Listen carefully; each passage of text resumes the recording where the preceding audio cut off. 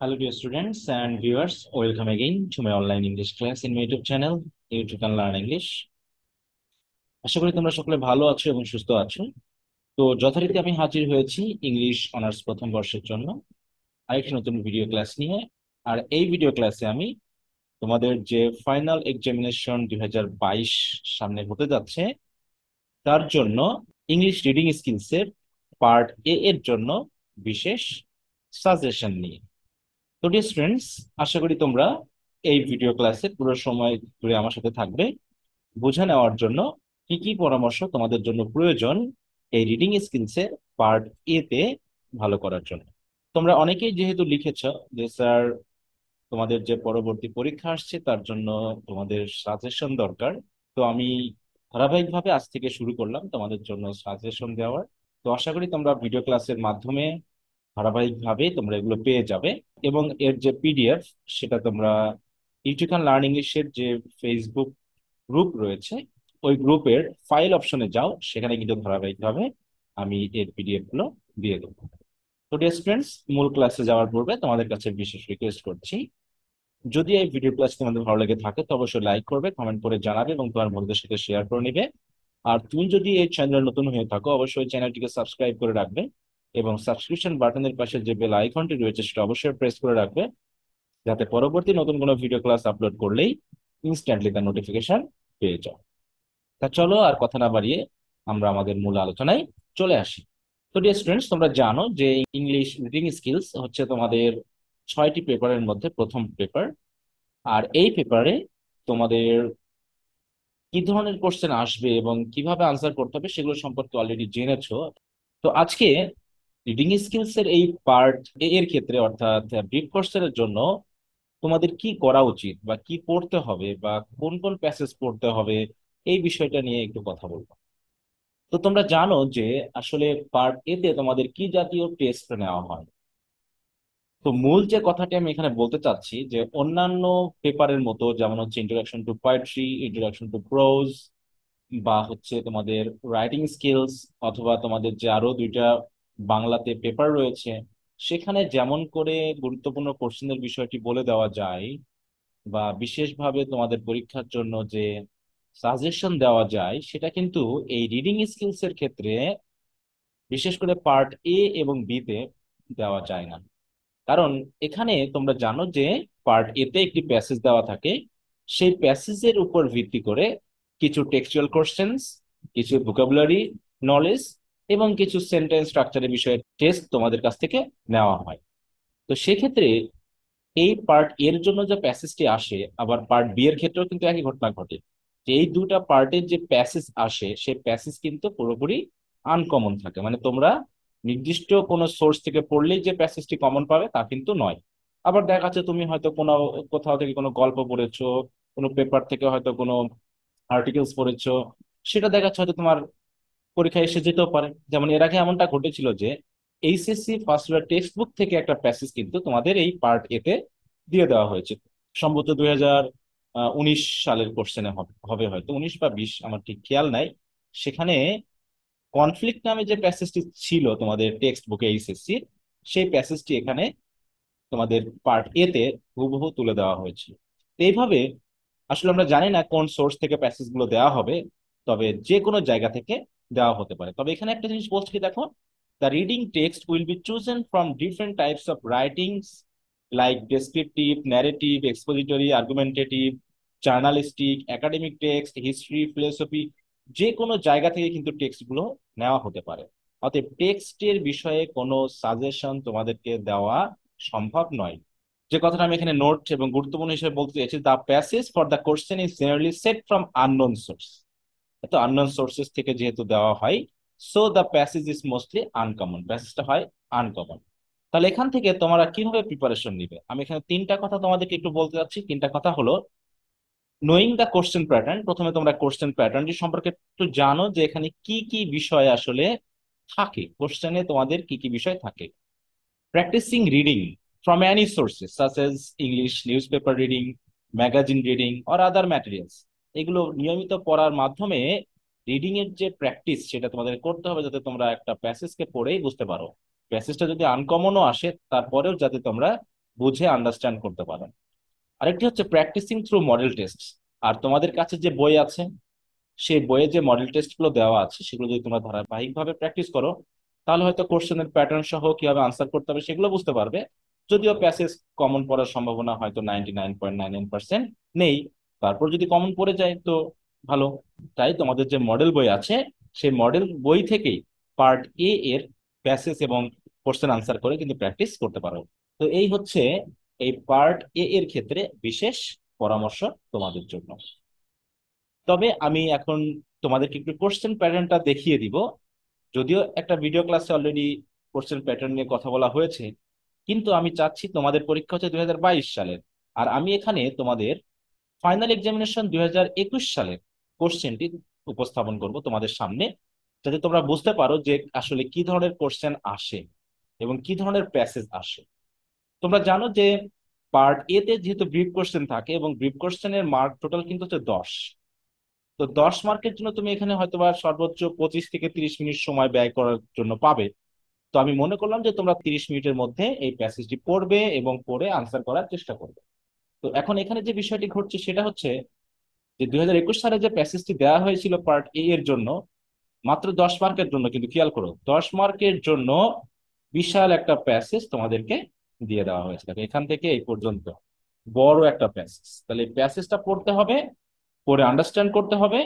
তারপর তোমাকে এখানে যে 12টি কোশ্চেন দেওয়া আছে, তার ভিতর থেকে তোমাকে যে কোনো 10টি কোশ্চেনের আনসার করতে হবে। তো দেখো প্যাসেজটি আসলে কি সম্পর্কে ছিল। এখানে মেইনলি প্যাসেজটি দেওয়া হয়েছে অ্যাডমিশন কোচিং সেন্টার সম্পর্কে। অ্যাডমিশন কোচিং সেন্টার এটা আমাদের জন্য ভালো নাকি মন্দ, এই বিষয়ে বিস্তারিত আলোচনা করা হয়েছে। তার মানে নিশ্চয়ই এটা কোনো পেপার পত্রিকা থেকে নেওয়া হতে পারে, বা কোনো ম্যাগাজিন থেকে নেওয়া হতে পারে, বা কোনো একটা রাইট আপ থেকে নেওয়া হতে পারে, যে কোচিং সেন্টার আমাদের স্টুডেন্টদের জন্য ভালো না মন্দ।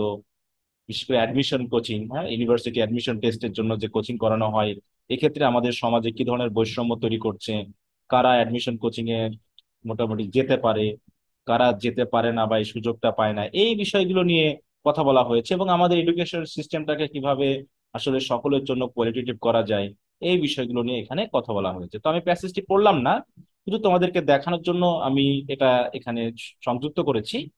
তো কোশ্চেন গুলোতে মেইনলি 3 থেকে 4 ধরনের আইটেম দেওয়া থাকে। প্রথম আইটেমেই থাকে হচ্ছে টেক্সচুয়াল কোশ্চেন, মানে এই প্যাসেজটা পড়ার মাধ্যমে প্যাসেজ থেকে কিছু ইনফরমেটিভ কোশ্চেন তোমাকে এখানে করা হবে। যেমন what is a common concern across the world, মানে সারা বিশ্বে সবচেয়ে কমন একটা উদ্বেগের বিষয় আসলে কি।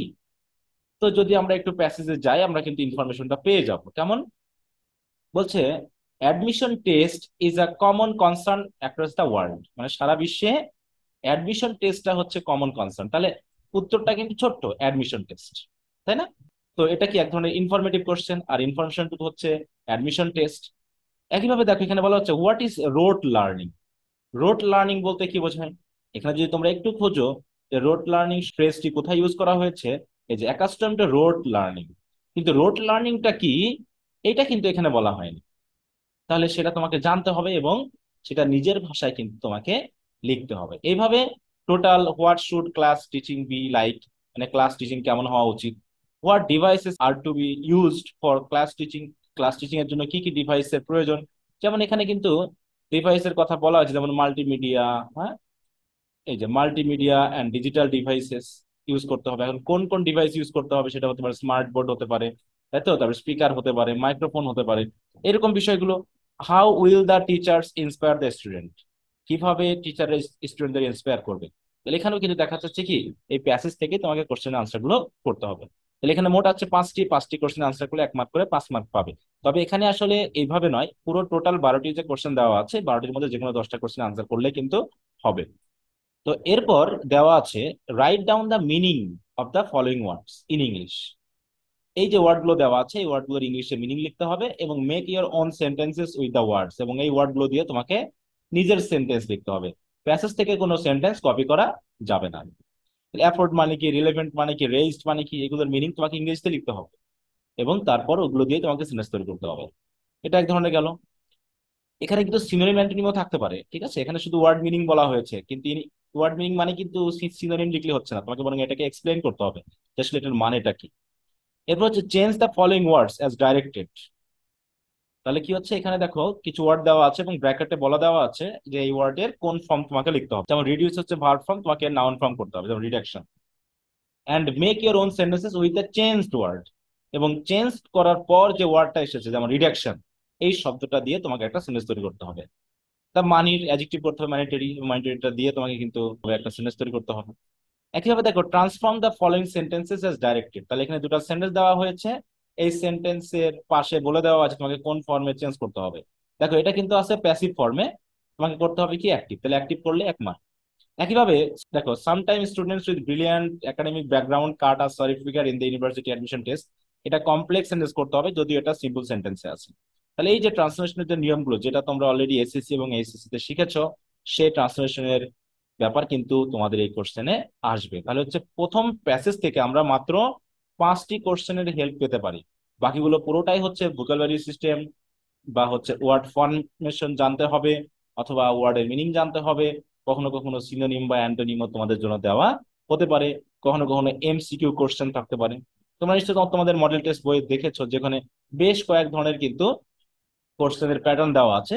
তার ভিতর থেকে যে কোনো 3-4টা প্যাটার্ন এখানে ইউজ করা হবে 12টি কোশ্চেন দেওয়ার জন্য।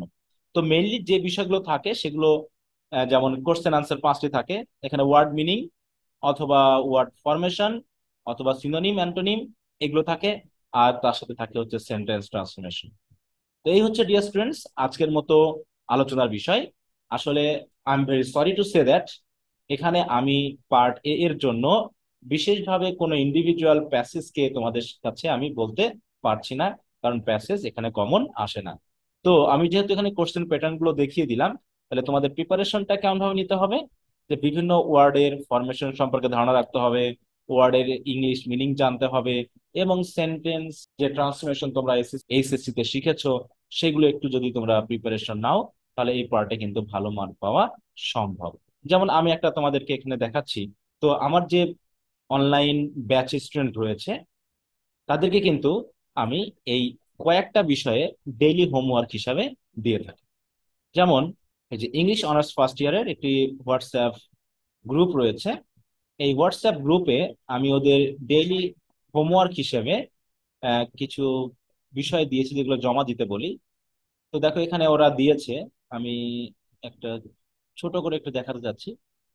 এটা যদি একটু দেখো তাহলে এখানে কি দিচ্ছে দেখো, ওয়ার্ড মিনিং। তার মানে ওয়ার্ড মিনিং যেটা ওয়ার্ড থাকবে এবং তার ইংরেজিতে মিনিং লিখতে হবে, তারা কিন্তু প্রতিনিয়ত এগুলো লিখে এখানে জমা দেয়। যেমন প্লটস বলতে কি বোঝায়, হোলি মানে কি কমপ্লিটলি, তাই না? তারপরে কন্টেম মানে দোষারোপ করা বা ক্রিটিসাইজ করা, টু ক্রিটিসাইজ সামথিং, এভাবে দিয়েছে। তারপর হচ্ছে ওয়ার্ড ফরমেশন, দেখো ডিবেট, এটা ভার্ব, এটাকে নাউন করতে হবে, ডিবেটে কিন্তু ভার্ব হিসেবে বসে, ডিবেটেবল এটা অ্যাডজেক্টিভ হিসেবে। তার মানে একটা ওয়ার্ডে যতগুলো ফরমেশন করা যায় সে কিন্তু এখানে প্রতিনিয়ত এইভাবে প্র্যাকটিস করছে। তো আশা করি এইভাবে প্র্যাকটিস করার কারণে ওয়ার্ড ফরমেশন সম্পর্কে কিন্তু তার একটা ধারণা হয়েছে। এছাড়াও আমি তাদেরকে কিছু কাজ দিই, যেমন হচ্ছে গ্রুপ ভার্ব বা অ্যাপ্রোপ্রিয়েট প্রিপোজিশনও পড়তে দিই, কারণ অনেক সময় এই ফ্রেজ গুলো মিনিং হিসাবে দিয়ে দিতে পারে। যেমন হচ্ছে ব্রিং আউট মানে কি, বা হচ্ছে ব্রিং আপ মানে কি, ব্রিং অ্যাবাউট মানে কি, এগুলোর কিন্তু ইংলিশ মিনিং অনেক সময় চাইতে পারে। তো আমি যেহেতু এই কাজগুলো তাদেরকে দিয়েছি, তারা করছে, আশা করি তারা এই বিষয়ের যে উপকার সেটা পরীক্ষাতে পাবে। তো ডিয়ার স্টুডেন্টস, এইভাবে তোমরা প্রতিনিয়ত এইগুলোর জন্য প্র্যাকটিস করতে পারো। তো পরবর্তী ভিডিও ক্লাসে আমরা পার্ট বি এর বিষয় নিয়ে কথা বলবো। তো আশা করি তোমরা সেই ভিডিও ক্লাসটিও দেখবে। তবে আজকের এই ভিডিও ক্লাসটি শেষ করার পূর্বে তোমাদের কাছে বিশেষ রিকোয়েস্ট করছি, যদি এই ভিডিও ক্লাসটি তোমাদের ভালো লেগে থাকে তো অবশ্যই লাইক করবে, কমেন্ট করে জানাবে এবং তোমার বন্ধুদের সাথে শেয়ার করবে। আর তুমি যদি এই চ্যানেল নতুন হয়ে থাকো অবশ্যই চ্যানেলটিকে সাবস্ক্রাইব করে নিবে, এবং সাবস্ক্রিপশন বাটনের পাশে যে বেল আইকনটি রয়েছে সেটা অবশ্যই প্রেস করে রাখবে, যাতে পরবর্তী নতুন কোনো ভিডিও ক্লাস আপলোড করলেই ইনস্ট্যান্টলি তার নোটিফিকেশন পেয়ে যাও। তো ডিয়ার স্টুডেন্টস, তোমাদের আসন্ন পরীক্ষার জন্য যাতে তোমরা ভালো প্রস্তুতি নিতে পারো, তার জন্য আমি আমার মতো করে কিছুটা পরামর্শ তোমাদের জন্য দিয়ে যাচ্ছি। আশা করি ভিডিও ক্লাসগুলোর মাধ্যমে তোমরা যে পরামর্শ পাবে সেগুলো তোমাদের ভালো প্রিপারেশন নিতে সাহায্য করবে। আর তোমাদের জন্য থাকলো শুভকামনা, যাতে তোমরা পরীক্ষাতে একটা ভালো রেজাল্টের সহিত উত্তীর্ণ হতে পারো। তো ভালো থাকো, সুস্থ থাকো। পরবর্তী ভিডিও ক্লাসে আবার কথা হবে, এই কামনা নিয়ে আজকের মতো শেষ করছি। বাই।